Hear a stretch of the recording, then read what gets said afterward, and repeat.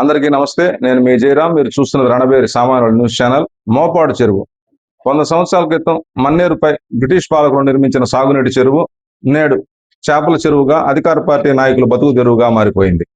కనిగిరి శాసనసభ్యులు ఉగ్ర నరసింహారెడ్డి మోపాడు చెరువులో చేపలు పట్టుకోకుండా తమను అడ్డుకుంటున్నారని, పామూరు ఎస్ఐతో బెదిరించారని గిరిజన మత్స్యకారులు ముఖ్యమంత్రి నారా చంద్రబాబు నాయుడు ఫిర్యాదు చేశారు. 2024 అసెంబ్లీ ఎన్నికల్లో తనను గెలిపిస్తే మోపాడు చెరువులో చేపలు పట్టుకునే హక్కు కల్పిస్తానని 134 మంది మత్స్యకారులకు ఉగ్ర నరసింహారెడ్డి మాటిచ్చారు. ఆయన ఎమ్మెల్యేగా గెలిచి 2 ఏళ్లు కావస్తుంది. ఇప్పటి వరకు ఈ సమస్య పరిష్కారం కాలేదు. ఇప్పుడేమో ఆ చెరువుల మీద ఈ మత్స్యకారులకు హక్కే లేనట్టుగా ఆయన అనుచరులు మాట్లాడుతున్నారు. చెరువు దగ్గరకు వెళితే జైల్లో పెడతామని పామూరు ఎస్ఐ బెదిరిస్తున్నారు. కృష్ణా గోదావరి జిల్లాలకు చెందిన మత్స్యకారులను తీసుకొచ్చి చేపలు పడుతున్నారు. తమకు న్యాయం కావాలని, మోపాడు చెరువులో చేపలు పట్టుకునే హక్కు తమకు కల్పించాలని స్థానిక మత్స్యకారులు కోరుతున్నారు.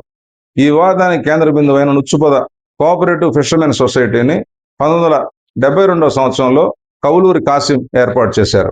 ప్రస్తుతం ఈ సొసైటీలో 44 మంది సభ్యులున్నారు. ఈ 44 మంది కూడా కేవలం 2 కులాలకు చెందినవారు. 36 మంది ఎస్టీ యానాది కులస్తులు, 8 మంది బీసీ ముదిరాజు కులస్తులు. ఈ క్రమంలో సిఎస్పురం, పామూరు, కనిగిరి మండలాలకు చెందిన 250 మంది మత్స్యకారులు తమకు సొసైటీ సభ్యత్వం ఇవ్వాలని ప్రభుత్వానికి దరఖాస్తు చేసుకున్నారు. మత్స్యశాఖ వీరికి నైపుణ్య పరీక్ష నిర్వహించింది. ఇందులో 134 మంది అర్హులుగా తేల్చింది. ఈ 134 మందిని నుచ్చుపొద కోఆపరేటివ్ ఫిషర్మెన్ సొసైటీ సభ్యులుగా గుర్తిస్తూ మత్స్యశాఖ 2024 ఆగస్టు 13 ఉత్తర్వులు జారీ చేసింది. సొసైటీ చైర్మన్ చెన్నయ్య ఈ ఉత్తర్వులను సవాల్ చేశారు.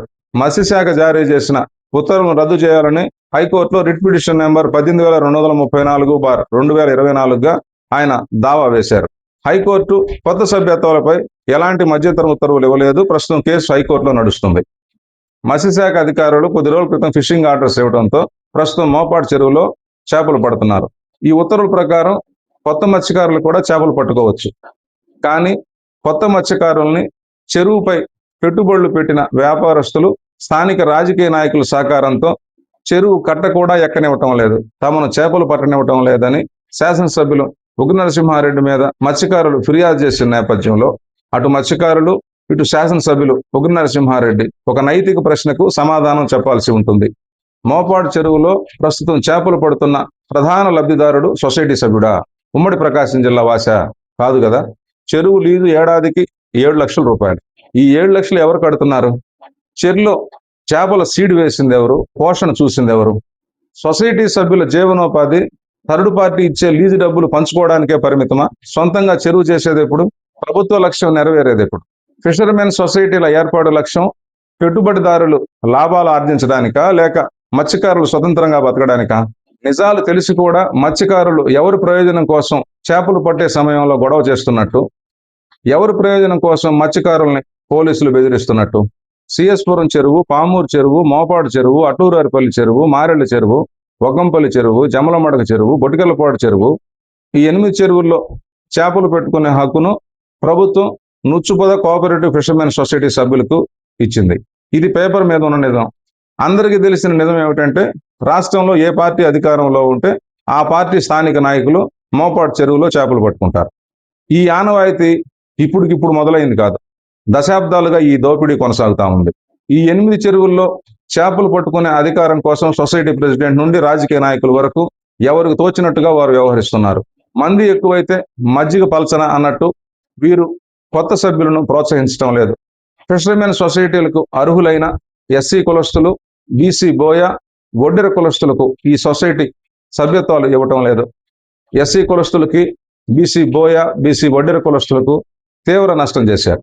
1964 సంవత్సరంలో అప్పటి రాష్ట్ర ప్రభుత్వం 98వ నంబర్ జీవో జారీ చేసింది. ఈ జీవోలో 30 షెడ్యూల్డ్ తెగలు మరియు బీసీ కులాలను మత్స్యకార వృత్తి చేసే కులాలుగా ప్రభుత్వం గుర్తించింది.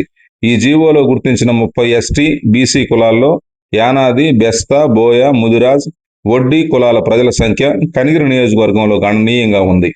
మోపాడు చెరువులో మత్స్యకారులను వేటకు అనుమతించకపోవటం, స్థానికేతర మత్స్యకారులు వేట కొనసాగించడంపై రణభేరి మార్కాపురం జిల్లా మత్స్యశాఖ ఏడి సంగాని శ్రీనివాసరావుతో మాట్లాడింది. చెరువు లీజు 7 లక్షల రూపాయలు కట్టాల్సిన సమయం దగ్గర పడడంతో పెట్టుబడులు పెట్టిన మత్స్యకారులకు అవకాశం కల్పించామని ఆయన చెప్పారు. 2026 జూలై 1తో మొదలయ్యే 1436వ ఫసలి నుండి కొత్త మత్స్యకారులకు శాసనసభ్యులు ఉగ్ర నరసింహారెడ్డి చేతుల మీదుగా అవకాశం కల్పిస్తామని ఆయన చెప్పారు. కొందరు స్థానికేతరులు వ్యక్తిగత ప్రయోజనం కోసం యానాది మత్స్యకారుల్ని రెచ్చగొట్టి సమస్యలను సృష్టిస్తున్నారన్నారు. ఈ నేపథ్యంలో శాసనసభ్యులు ఉగ్ర నరసింహారెడ్డి ఈ 134 మంది మత్స్యకారుల సభ్యత్వ సమస్యను పరిష్కరించడానికి మాత్రమే పరిమితం కాకుండా మత్స్యశాఖ పనితీరుపై, సంక్షేమ పథకాలపై సమీక్ష జరపాలి.